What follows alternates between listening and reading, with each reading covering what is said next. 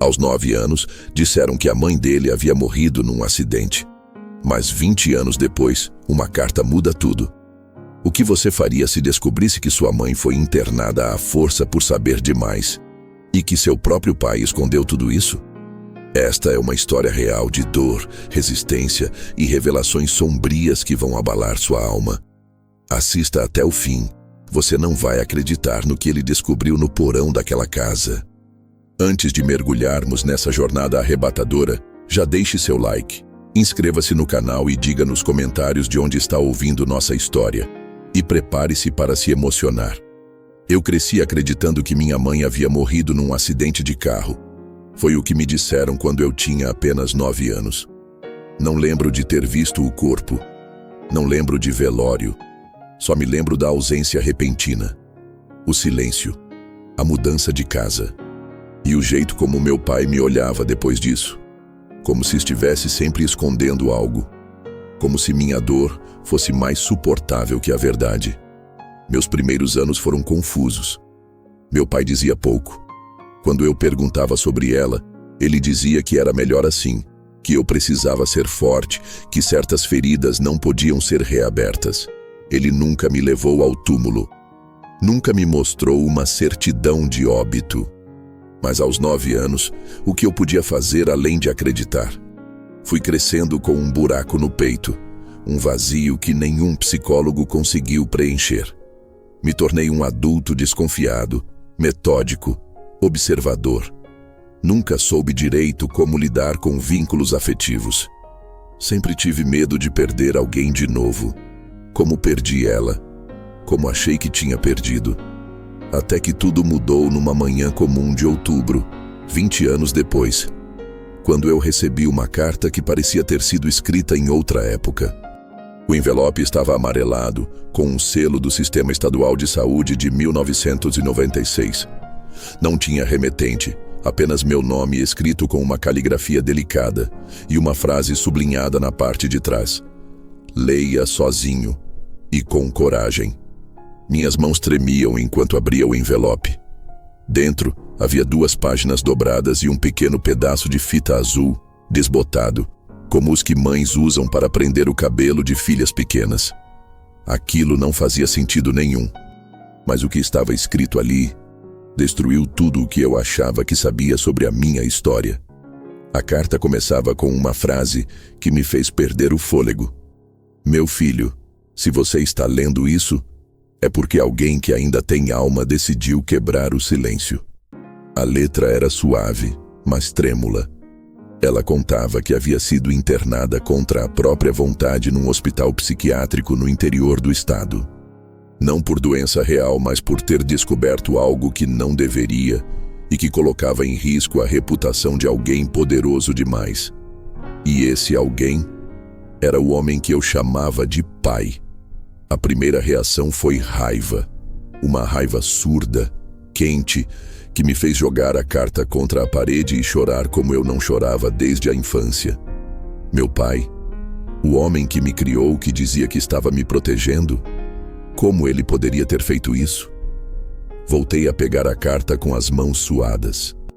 A caligrafia dela, que eu não reconhecia, mas parecia ecoar na minha memória, dizia: eles disseram que eu era instável, que eu inventava histórias. Mas você sabe, meu filho, eu sempre fui lúcida. O que eu vi era verdade, e por isso me silenciaram. Ela mencionava nomes, enfermeiros, um diretor de hospital, uma assistente social chamada Camila que tentou ajudá-la, mas foi afastada dias depois. E no fim da carta, um aviso direto: não confie no que te contaram. Procure o Hospital Vila Aurora. Pergunte pelo quarto 312. Se ainda existir, talvez você encontre o que restou de mim. Meu corpo gelou. Aquilo era uma loucura. Um hospital que eu nunca tinha ouvido falar. Um número de quarto que parecia ter saído de um pesadelo. E a possibilidade de que, por todos esses anos, minha mãe estivesse viva. Fiquei paralisado por minutos, depois horas. Fui trabalhar no piloto automático. Ninguém percebeu nada, mas minha mente não estava mais ali. Eu só pensava no que faria no dia seguinte. Se pegaria o carro e dirigiria até o hospital. Se tinha coragem de descobrir a verdade. Naquela noite, tive um sonho. Sonhei com uma mulher de cabelos escuros, vestindo uma camisola branca, sentada numa cama com lençóis finos.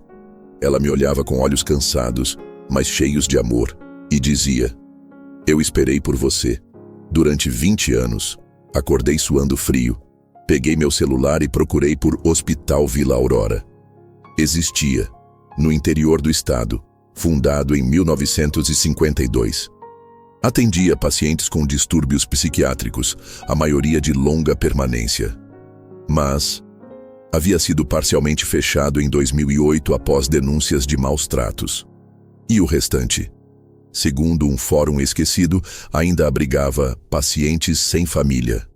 No dia seguinte, liguei para meu pai. Precisava ouvir a voz dele.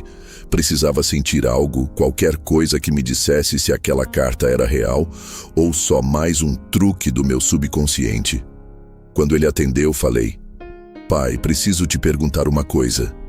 E quero que você responda com sinceridade." Silêncio.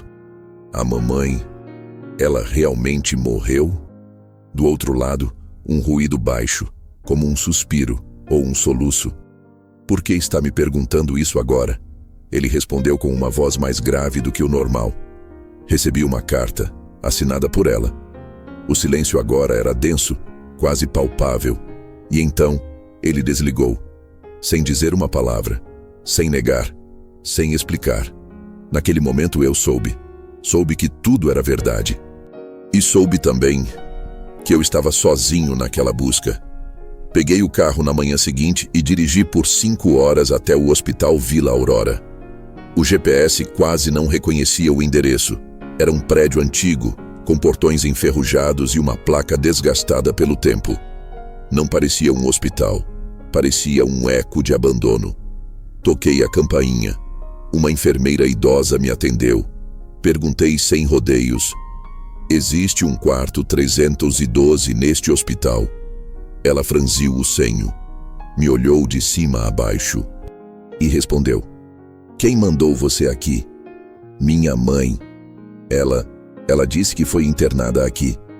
A mulher hesitou. Olhou para trás, como se temesse ser ouvida. Então fez sinal para que eu a seguisse. Os corredores eram escuros, com o cheiro ácido de desinfetante misturado a mofo. Cada passo ecoava no vazio como uma batida de tambor. Subimos 2 lances de escada. E então ela parou diante de uma porta metálica, onde havia uma plaquinha com os números enferrujados. 312. "Há quanto tempo?" Sussurrei sem conseguir terminar a frase. "Desde 1996. Mas você precisa se preparar. Ela não é mais a mesma." Meu coração parecia querer sair pela garganta. Ela destrancou a porta lentamente. E o que vi ali dentro foi a imagem mais devastadora da minha vida. Ela estava sentada numa cadeira de balanço perto da janela. O rosto coberto por sulcos profundos, o cabelo grisalho caindo em fios finos sobre os ombros e o corpo magro demais, dobrado como o de alguém que encolheu para sobreviver. Mas mesmo assim, mesmo depois de todos aqueles anos, mesmo com a devastação da idade e do esquecimento, era ela, minha mãe. Ela olhava fixamente para o jardim externo, onde cresciam margaridas desbotadas. Não reagiu quando entrei. Não se virou. Mas alguma coisa nela vibrou, como se uma parte adormecida tivesse acordado por um segundo. "Mãe." Minha voz saiu falha. Ela piscou lentamente. Depois virou o rosto como quem ouve um som antigo e esquecido. Nossos olhos se encontraram. E naquele instante, por uma fração de segundo, eu vi. Vi os olhos da mulher que me embalava com canções de ninar.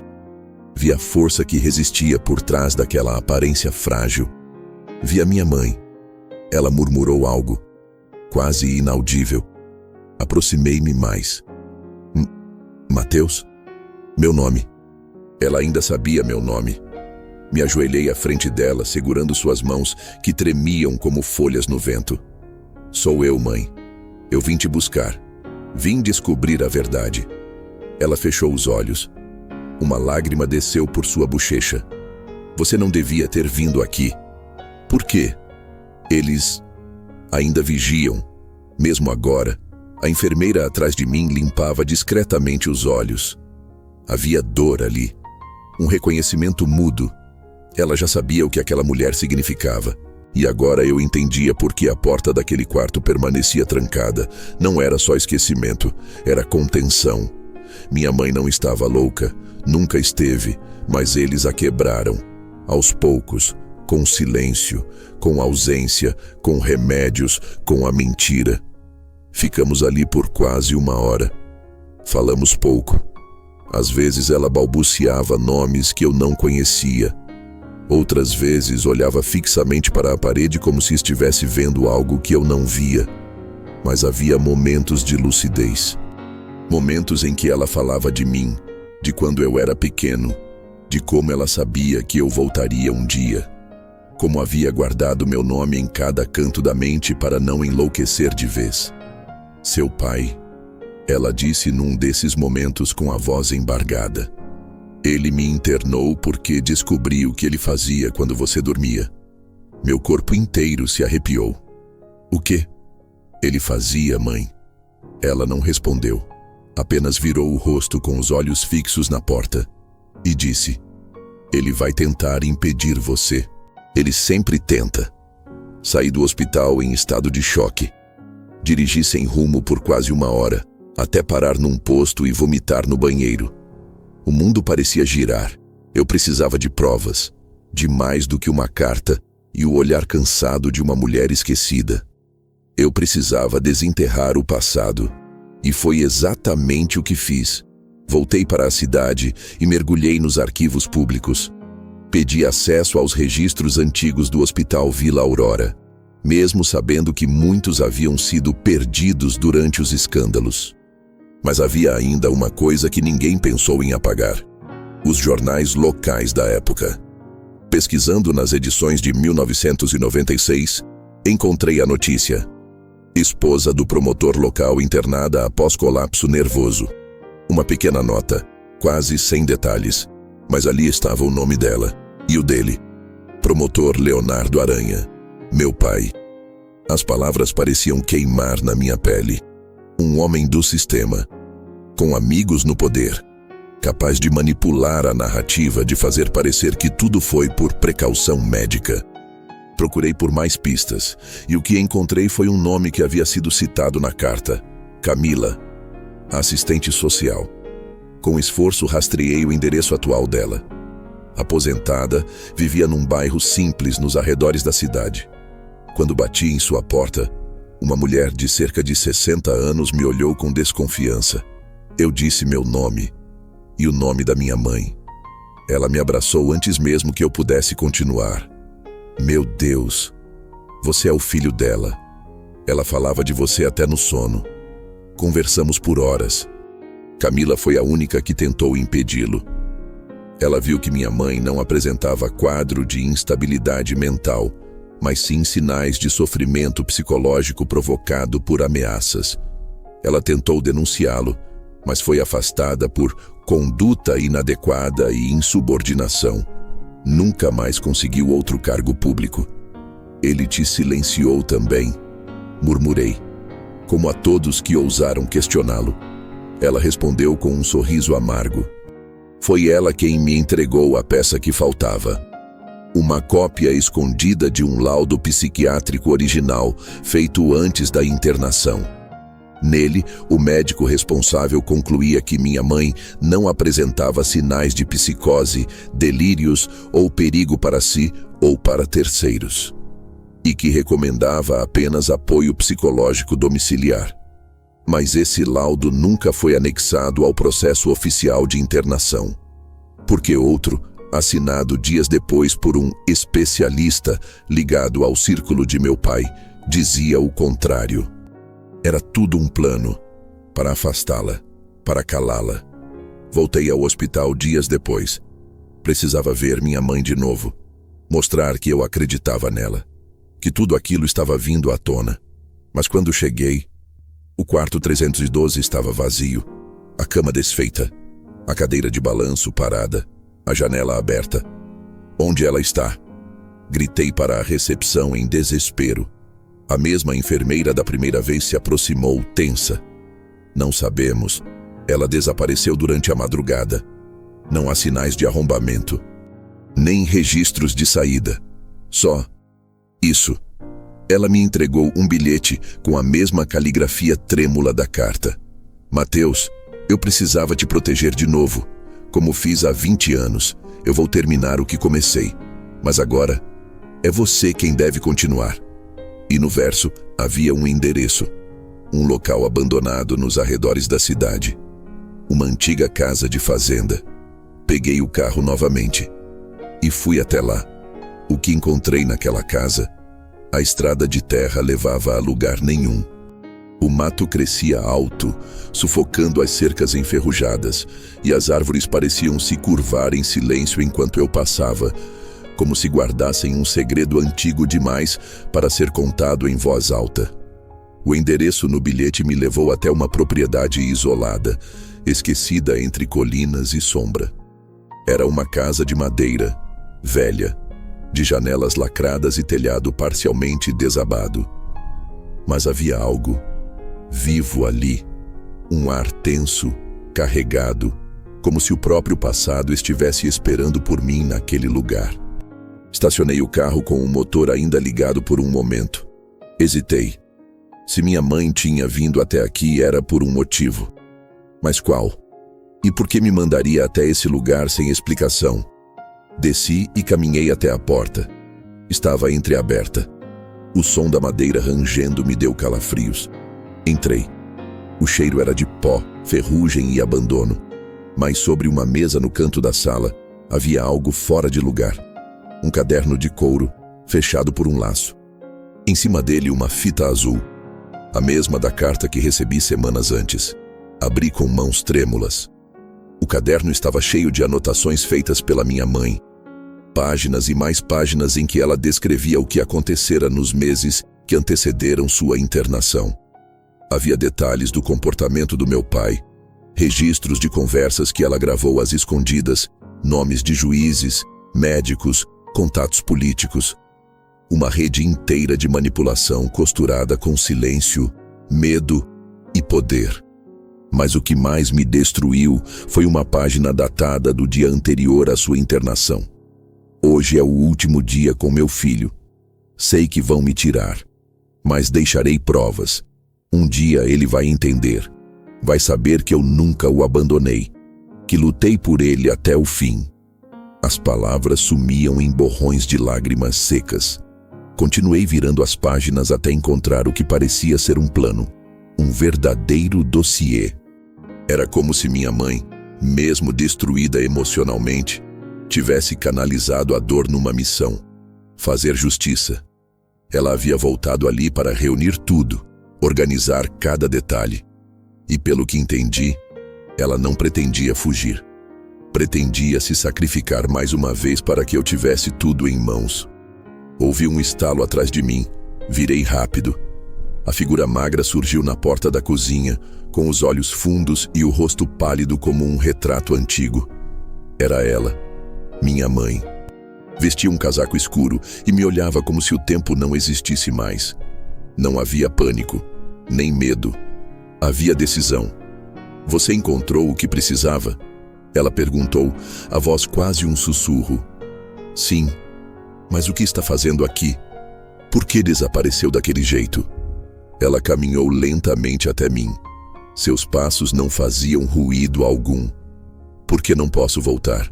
Se eu voltasse, sumiriam comigo de novo e com você.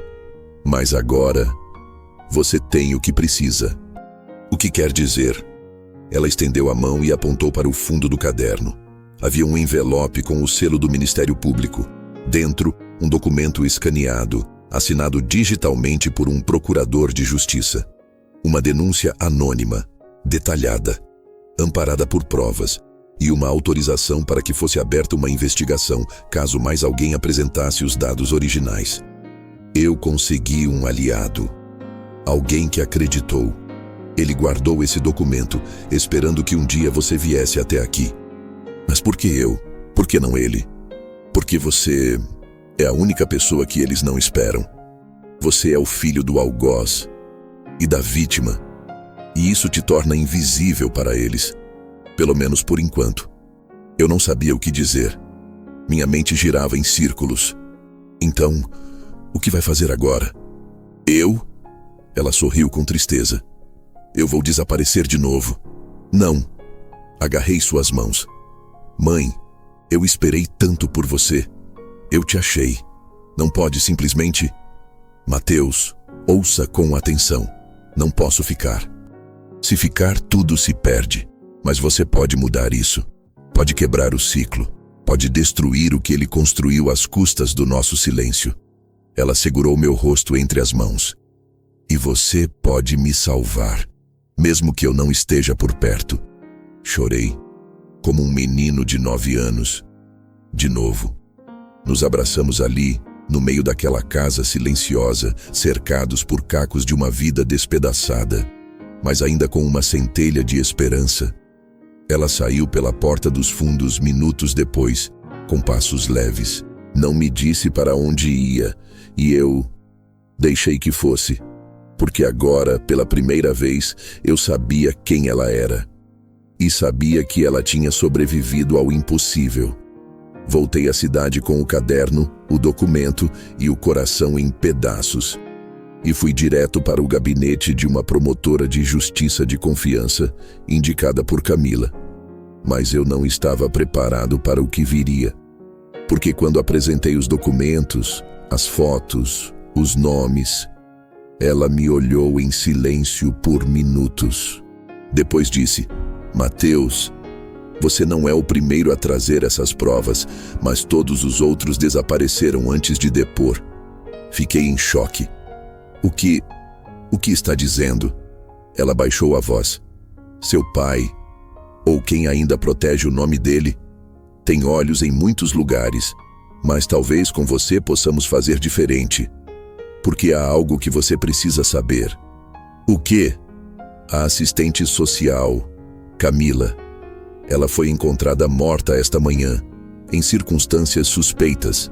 Senti o sangue fugir do meu rosto. Minha visão escureceu por segundos. Isso não pode ser coincidência. Não é, ela respondeu. E se você realmente quer justiça, vai ter que ir até o fim, mesmo que custe tudo. E então, ela abriu uma pasta. Dentro, havia uma fotografia antiga, amarelada pelo tempo. Era minha mãe, mas ao lado dela, estava um homem que não era meu pai.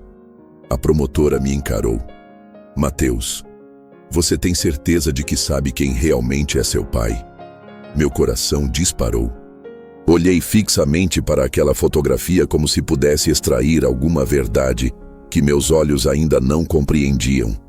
Era uma imagem borrada, tirada provavelmente por alguém escondido, mas clara o suficiente para revelar o essencial. Minha mãe estava abraçada a um homem desconhecido muito antes de sua internação. Ambos sorrindo, felizes, íntegros. A promotora observava cada reação minha em silêncio. Essa foto foi registrada no mesmo mês em que você foi concebido. Minha garganta secou. Está dizendo que esse homem pode ser meu pai? Estamos dizendo que tudo o que você acreditou pode ter sido manipulado desde o início. Seu nascimento, sua história, sua identidade. E talvez até o motivo da internação dela. Sentei, tonto. A cabeça latejava. As peças não se encaixavam mais. Ou talvez pela primeira vez estivessem realmente se encaixando. Meu pai não apenas teria feito minha mãe desaparecer. Ele talvez também tivesse escondido algo ainda mais cruel. Que eu não era seu filho. Que eu era fruto de algo que ele não controlava. E por isso, ele destruiu tudo. A promotora então revelou que o homem da foto se chamava Gabriel Santoro. Era jornalista investigativo. Tinha desaparecido misteriosamente semanas antes do nascimento de um filho que ele afirmava estar esperando com uma mulher chamada Ana, o nome da minha mãe. Segundo registros, ele havia descoberto uma rede de corrupção que envolvia autoridades do judiciário, inclusive o promotor Leonardo Aranha. Pouco antes de sumir, ele confidenciou a colegas que temia por sua vida. Mateus, ela disse, tudo indica que você é filho do homem que tentou derrubar seu pai. E sua mãe foi silenciada para apagar as provas. Fiquei mudo. Se isso for verdade, continuei. Então meu nome, minha certidão, tudo foi forjado.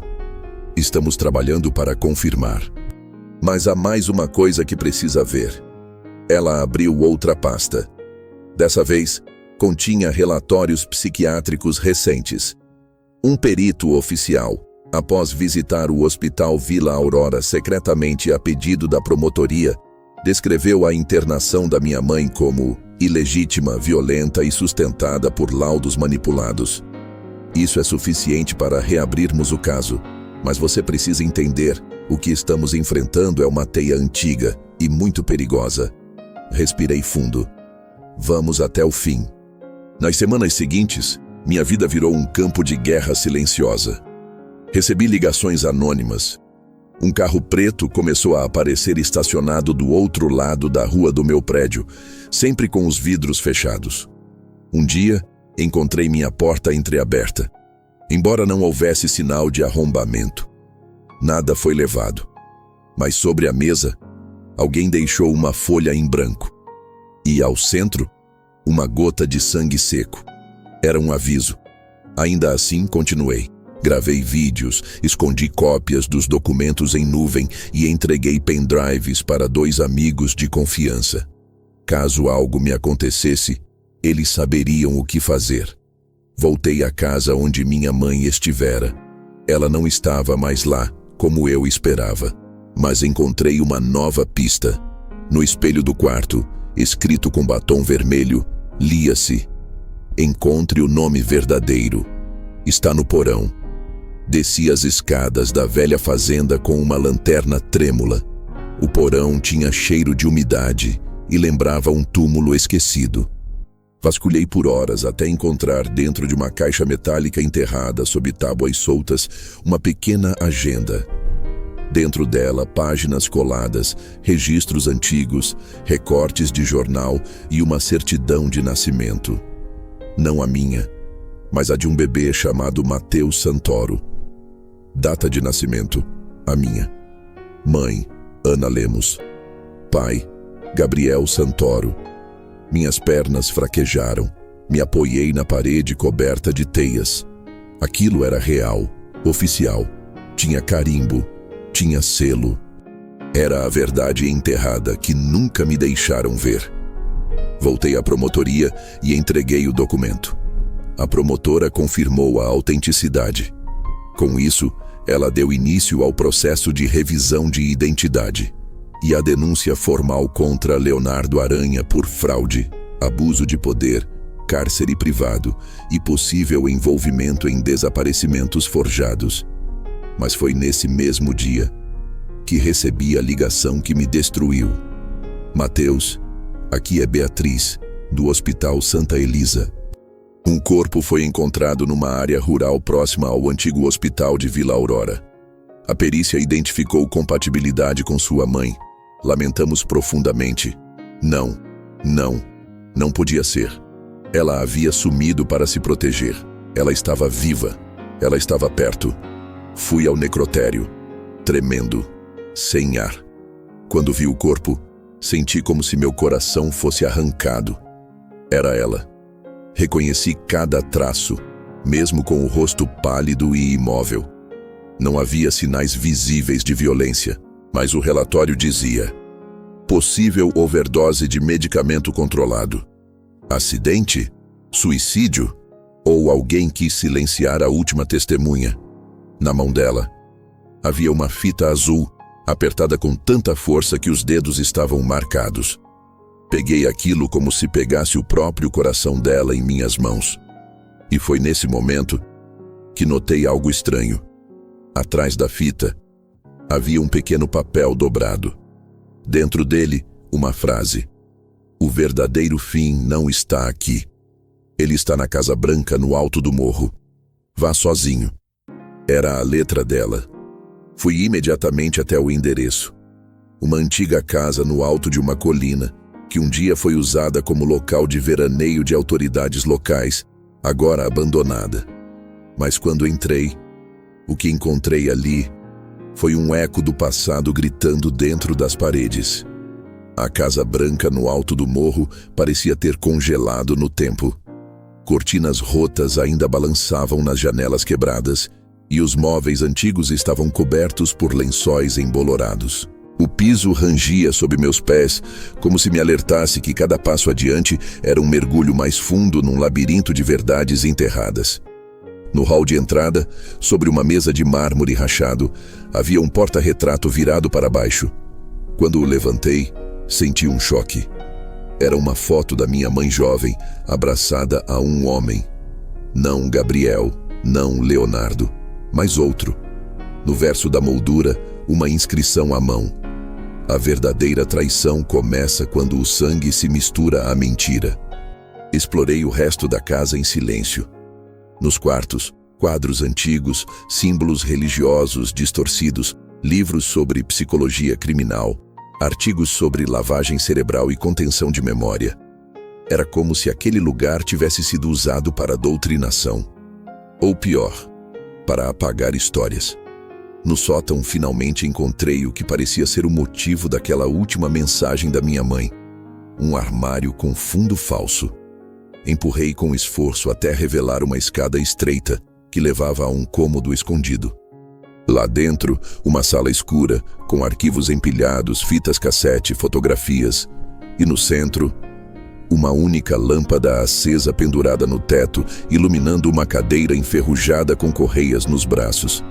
Era uma cela de tortura psicológica. Parei diante das estantes.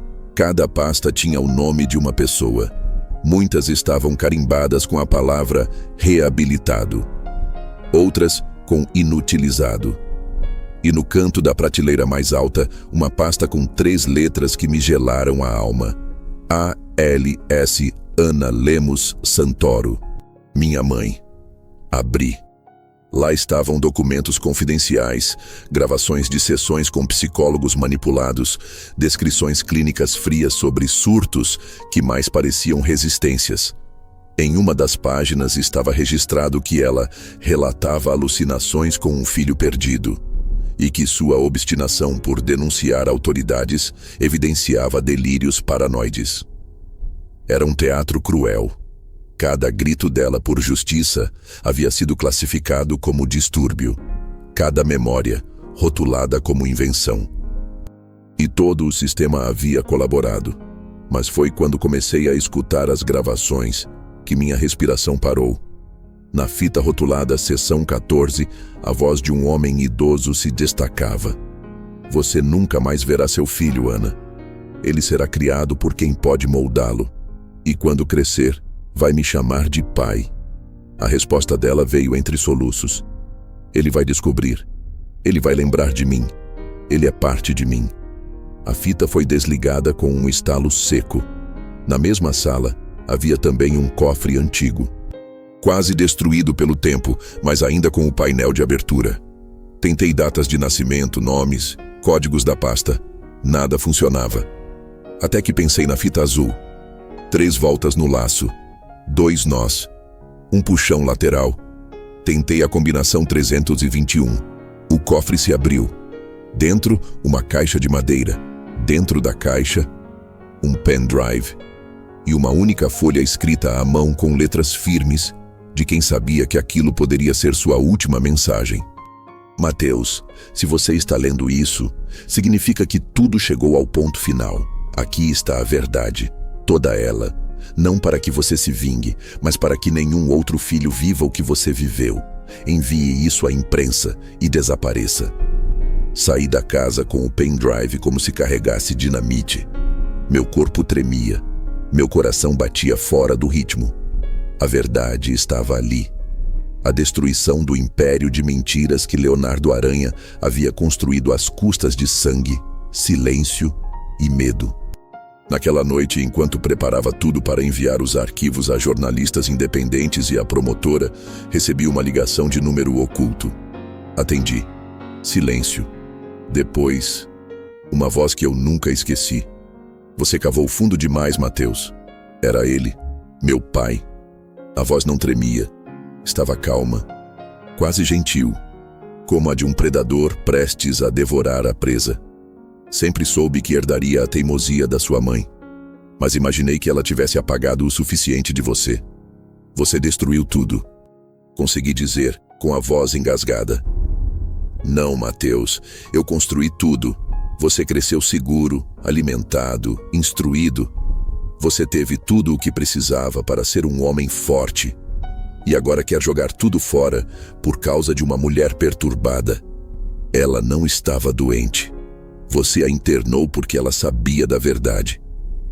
E mesmo assim você me chamou de pai por 20 anos. Olha só o que o nome pode fazer com a mente de uma criança.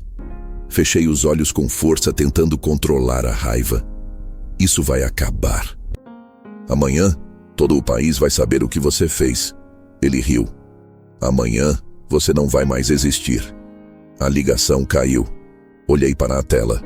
Mãos tremendo. Já era madrugada. Peguei o pendrive e fui até o jornal local mais antigo da cidade. Um jornalista conhecido por não se curvar à pressão havia prometido me encontrar mesmo naquele horário. Entreguei tudo a ele em um envelope lacrado. Mas ao sair do prédio, notei algo estranho. Meu carro estava com os faróis acesos, mesmo trancado. Me aproximei devagar. E então vi, dentro do carro, no banco do passageiro, havia uma fita azul. E sobre o painel, uma foto minha e da minha mãe, rasgada ao meio. O frio que senti não era do vento da madrugada.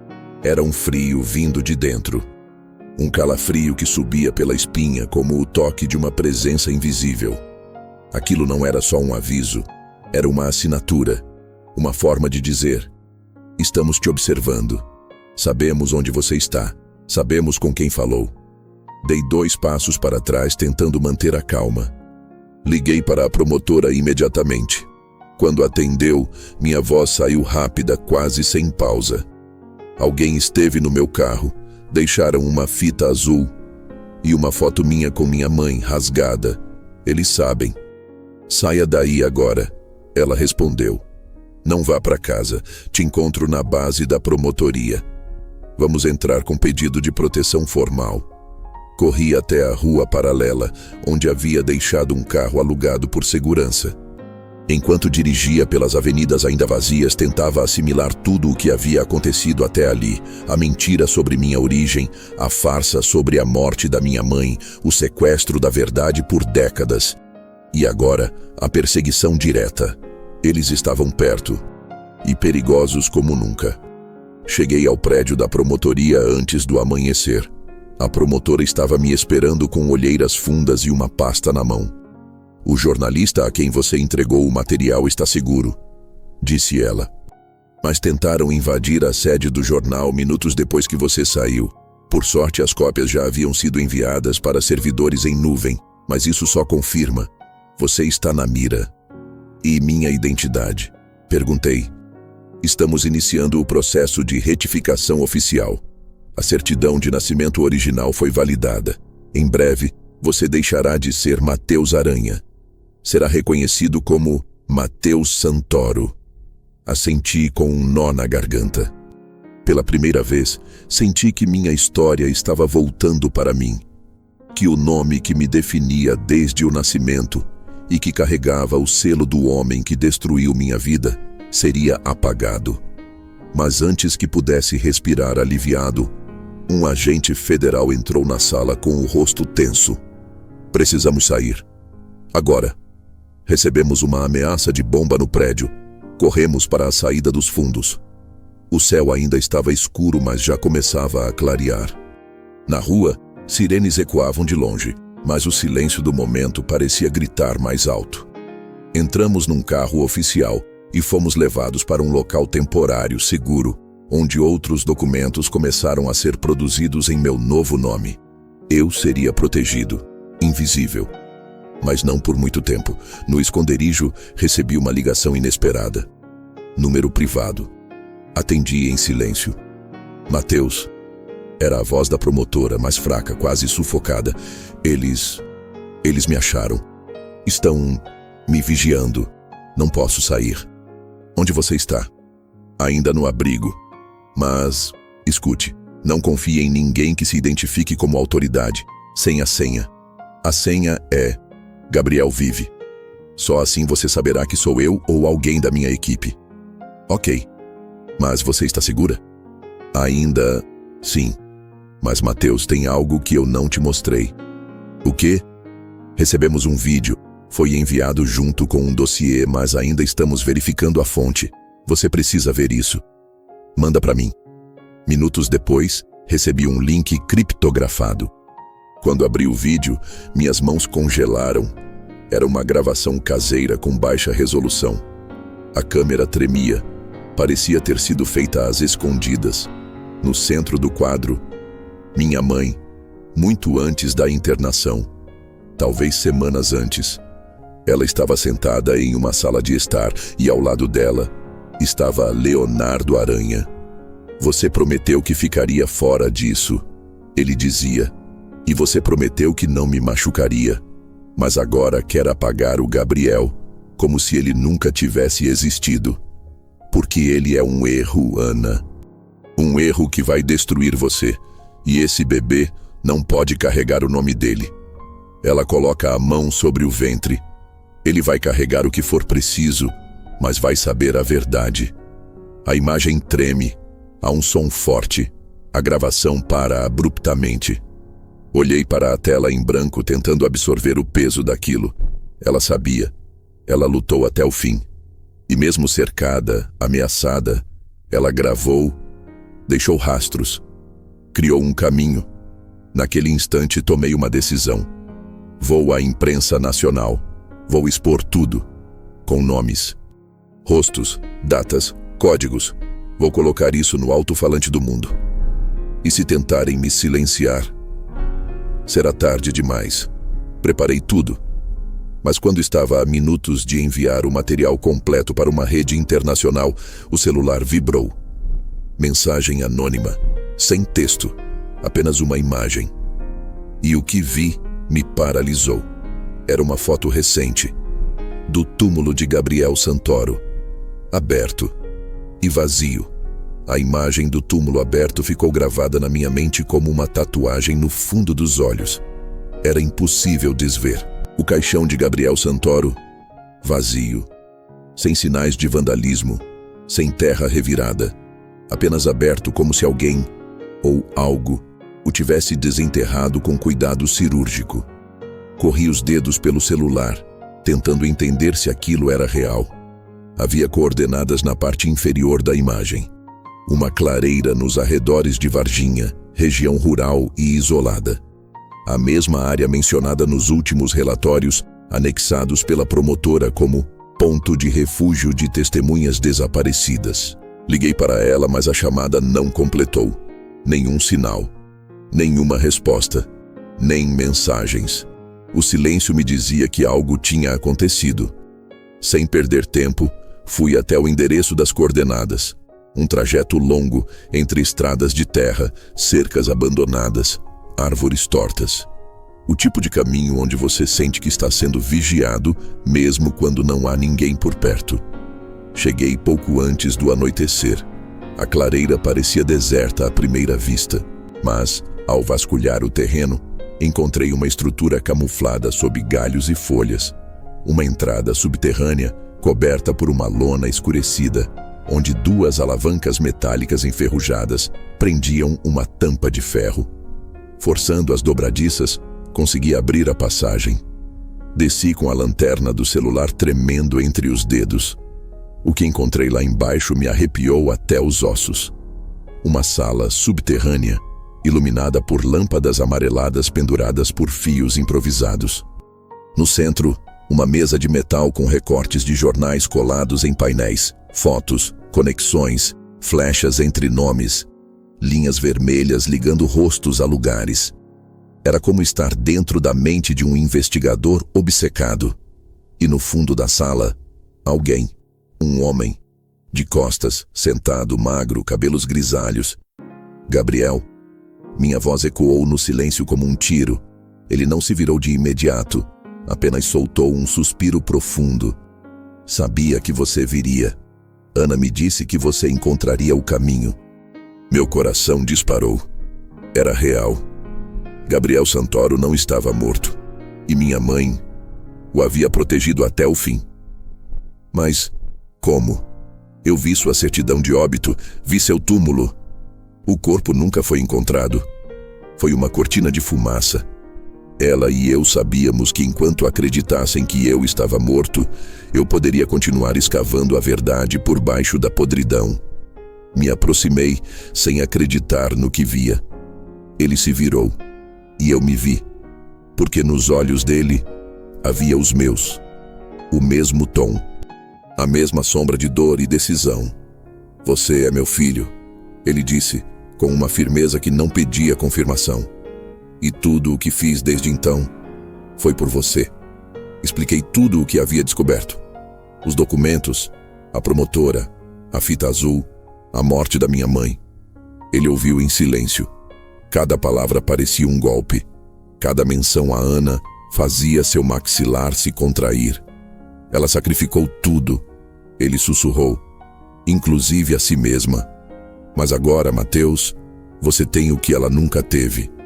Alcance. Ele me entregou uma pasta. Nela, os documentos finais. Gravações secretas de reuniões entre autoridades e Leonardo Aranha. Comprovantes de transferências ilegais. Relatórios de internações fraudulentas. E uma confissão, gravada, em vídeo, do próprio Leonardo. Eles me torturaram por anos por causa disso, Gabriel disse. Mas eu consegui. Assisti à gravação ali mesmo. Leonardo sentado em um gabinete antigo falando como se desabafasse a um cúmplice invisível. Sim, eu mandei internar Ana. Ela sabia demais. E aquele moleque, aquele maldito garoto, nasceu para acabar comigo. Se não fosse por aquele maldito jornalista, o tal Gabriel, nada disso teria acontecido. Mas eu os destruí, um por um. E agora, só resta ele, o filho. Mas ele não vai longe. Eu prometo. Era a peça final. E naquele instante, soube que o jogo havia mudado. Gabriel e eu passamos a noite digitalizando os arquivos, duplicando, criptografando, espalhando para mais de 30 veículos de imprensa. Não havia mais como parar. Na manhã seguinte, a bomba estourou. Jornais, TVs, redes sociais, promotor envolvido em rede de silenciamento psicológico e fraudes de identidade. Fotos de documentos, gravações, os nomes dos médicos cúmplices. O nome de Leonardo Aranha virou sinônimo de escândalo nacional. E ao lado de tudo isso, a história de uma mulher que resistiu por décadas. Ana Lemos, minha mãe. No mesmo dia, Leonardo foi preso preventivamente. As imagens mostravam um homem abatido, ainda tentando sorrir para as câmeras. Mas agora, seus olhos não tinham mais poder. Eram olhos de quem perdeu o controle. E pela primeira vez em décadas, senti o peso sair do meu peito. Visitei o túmulo da minha mãe no final da tarde. Dessa vez, um túmulo verdadeiro, com o nome certo, com flores vivas e um pequeno laço azul preso ao mármore. Você venceu, mãe, sussurrei. E agora, eu sou livre. Gabriel ficou escondido por mais algumas semanas até conseguir proteção. Passamos horas juntos, em silêncio, reconstruindo o que o tempo tentou apagar. Ele me mostrou uma última carta que minha mãe havia deixado para ele. Se um dia estivermos livres, conte a ele quem eu era. Não como me viram, mas como eu realmente fui, uma mulher que nunca parou de amar. Hoje, carrego o nome dela e o legado de um homem que não morreu. Mas o que mais carrego é a certeza de que a verdade, por mais que seja enterrada, um dia volta à luz. Comente abaixo qual foi o momento mais chocante dessa história. Inscreva-se no canal para mais histórias emocionantes e reais como essa. Curta, compartilhe com quem precisa ouvir essa verdade. Fim.